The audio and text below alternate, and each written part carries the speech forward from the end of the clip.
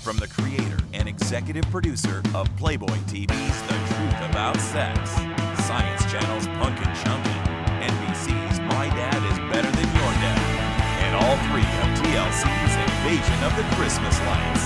Plus, he also ran the series Penn and Teller Bullshit, and was one of the original writers on Politically Incorrect.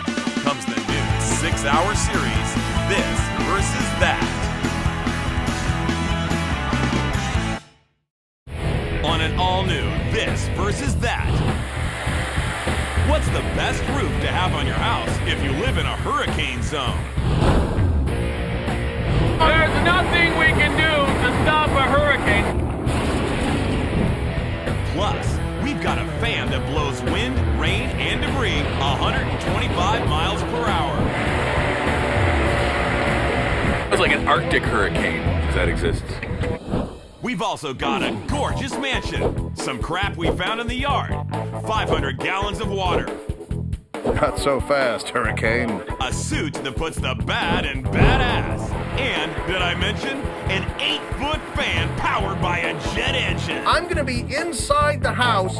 I'm not gonna get a drip on me.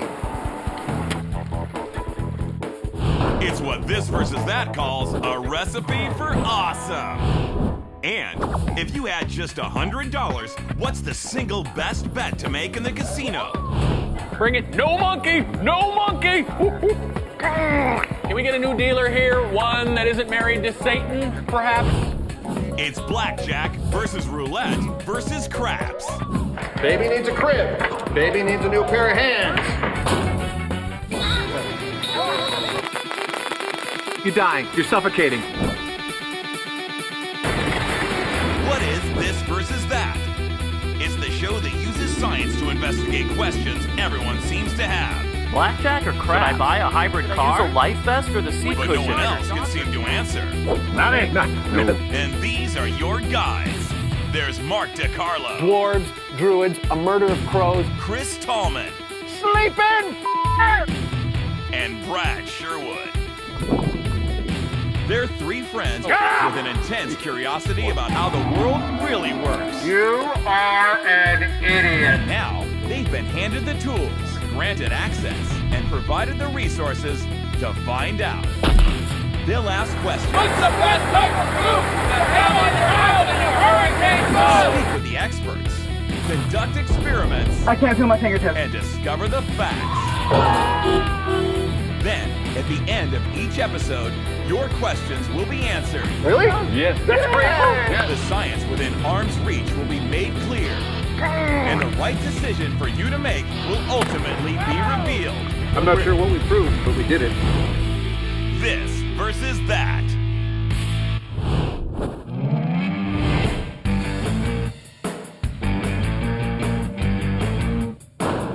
A hurricane occurs when a tropical storm off a coast. In the U.S., that typically means Florida or Texas or some other state with great barbecue. Vermont. Reaches land with sustained winds at 74 miles an hour or more. Now, over the past 100 years, there has been $10 million a year in damage on average. There's nothing we can do to stop a hurricane, but there is something we can do to minimize the damage. Especially the roof. Because the roof is the part of the house most susceptible to hurricane damage. So, what we want to know is, what's the best kind of roof to have on your house if you live in a hurricane zone?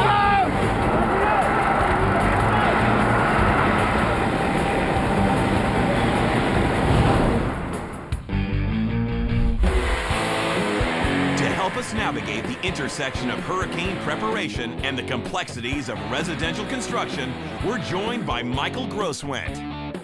A structural integrity for a house starts in the foundation properly anchored in the ground. Michael is one of the most successful and sought-after contractors in California. When you build a house in a hurricane zone, you want to be focused on three things. You want to be focused on structural integrity, water tightness, and the quality of your finished materials. Michael's company has built many of the most luxurious homes in the Los Angeles area. Back in the past, you had a roof joist and a top plate. nailed together, what they call toenailing, which doesn't make for very much bite into the wood, and it really doesn't make for much strength. We're also joined by master builder CJ McDonald. I can demonstrate that right now just by simply prying that apart.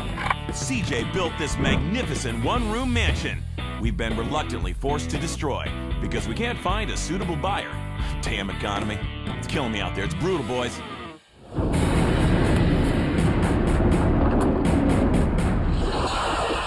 In high wind situations, anything can become a projectile. And the bigger and the harder it is, the more damaging it's going to be. CJ swears it was an accident that he built the house facing the giant noisy fan instead of the serene state forest. No wonder it's been on the market for 2.5 years. Son of a Before we reveal the best kind of roof to have on your house if you live in a hurricane zone, 4 experiments.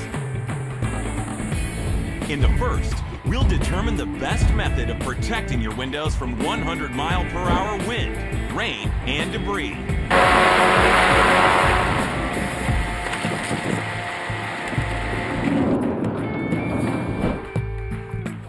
In the second test, we'll determine which roofing materials are most likely to resist damage and keep water on the outside of the house.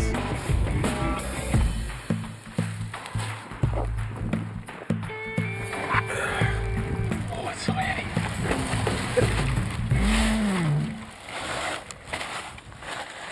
In the third test, we're going to find out if opening your windows and doors during a hurricane will equalize the pressure on your house, thus protecting the roof. And in the fourth test, we'll reveal the best type of roof to have on your house to reduce the likelihood of a catastrophic failure of your roof's structural integrity.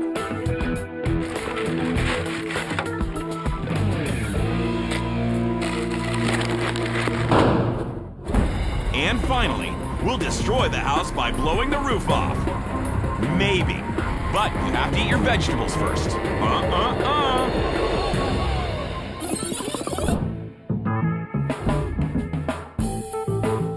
For our first test today, we're going to look at a house's windows. In a hurricane, the windows are always the first thing to go, and different people have different ideas of how to preserve your windows in case of extreme weather. Some people prefer putting tape on a window. Others prefer shutters. Still other people board everything up with plywood. Well, we're going to see which works the best. We have a big pane of glass right there. Right there, we have a fan capable of blowing 100 miles an hour. Let's introduce them to each other, shall we? All right, here we go. Turn it on.